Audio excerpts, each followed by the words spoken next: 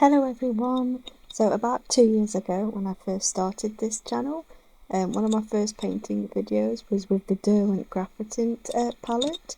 So I thought it might be interesting to go back and play around with them again and see how I paint with them now. So in this bit of the video I was just doing some swatching, because as you can see I lost my swatch card that actually came with the palette. Even though the colours look really dark in the palette, as you can see they come out quite light, and if you add a lot of water you can get some really nice light tone colours. It's been a while since I've used these, so this swatching really is just so I remember what the colours look like. I do have a bigger swatch video up on my channel if you want to go back and see that. So now here I am actually working on the painting, and I'm just wetting the paper. So I'm going to start working on the sky. So I went for sort of a moody painting, so I just used that blue, and as you can see it starts off really light because I added a lot of water, but as I started to add layers upon layers of the blue, it started to deepen up the sky. Yes, there we are, it's starting to look a lot darker and it starts to come together.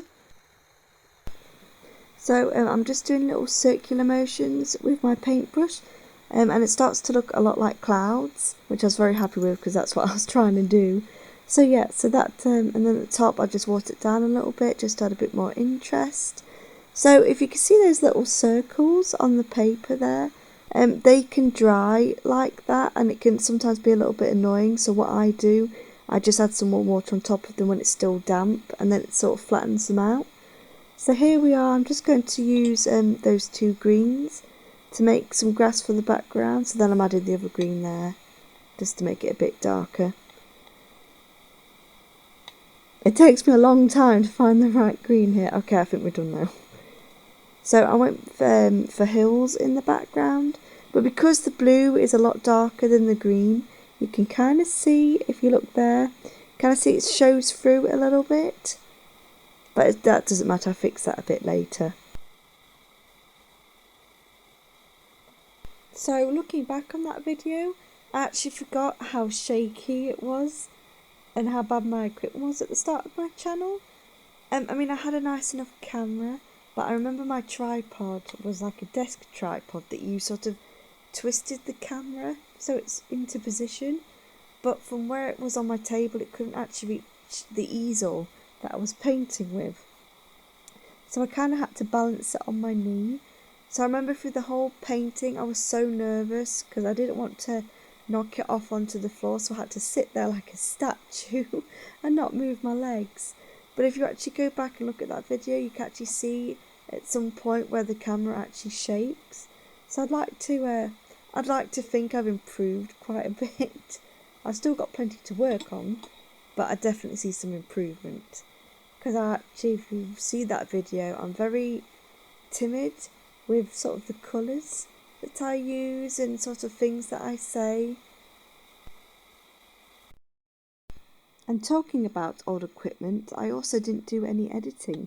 So I remember if I was doing like a long video, I had to sit there and make sure I didn't make any mistakes because the camera I was using didn't have a pause button, so I couldn't stop and have a break. I had to do it in one sitting, and that made me very nervous. I didn't actually do a lot of videos because of that.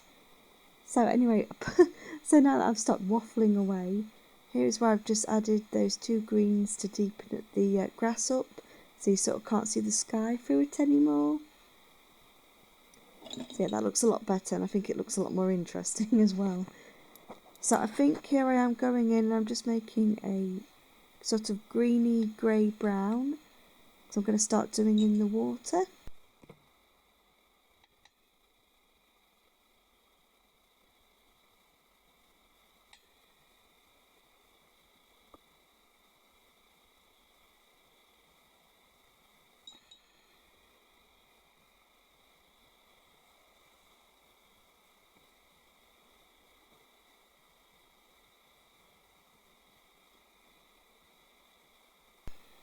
So what I did here was wet and wet. So I made sure the bit of the river and also the grass of the hill touched each other so it could blend and maybe look like a reflection.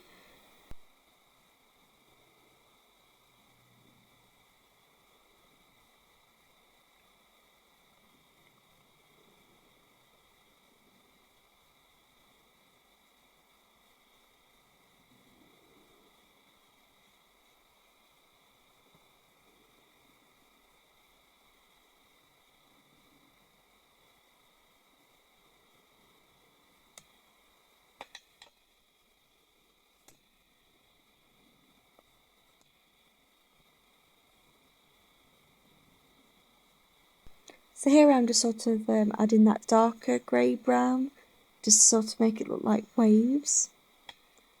It's a bit difficult because I do actually struggle with making water look like water with ripples and stuff without overworking it. So here we are here. I just ended up using my fan brush just to make some reeds at the bottom corners here. I did add a plant that often grows there. Now I can't remember its name. I do know what it's called, but right now I can't remember. So there I am, just adding it there. If you remember the name, let me know. And then here I'm just adding a bit more to the water. So here at the end here, I did want to add a bit more details in the water with my white gel pen, but it didn't really show up on the paint. Now, I don't know whether that's because it didn't mix well with the paint or simply because I'm running out of ink. I might need a new pen. But as you went on, you can kind of start seeing it there, but there I am just scribbling on the paper to see if we can get it to work a bit more. But eventually it didn't give me the effect I was looking for, so I kind of gave up and sort of called the painting finished.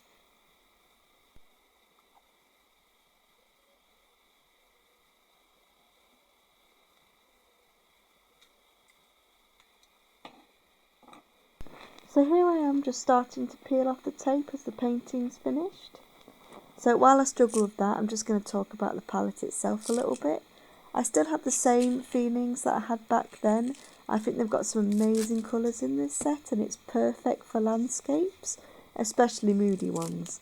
I will have to say though, it was a bit of a struggle just getting used to painting with it when I first tried it, simply because the graphite feels a bit different. But you can still use the same techniques you can with ordinary watercolours.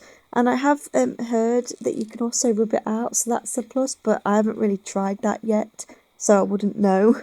So anyway, so here's me just showing you a close-up of the painting.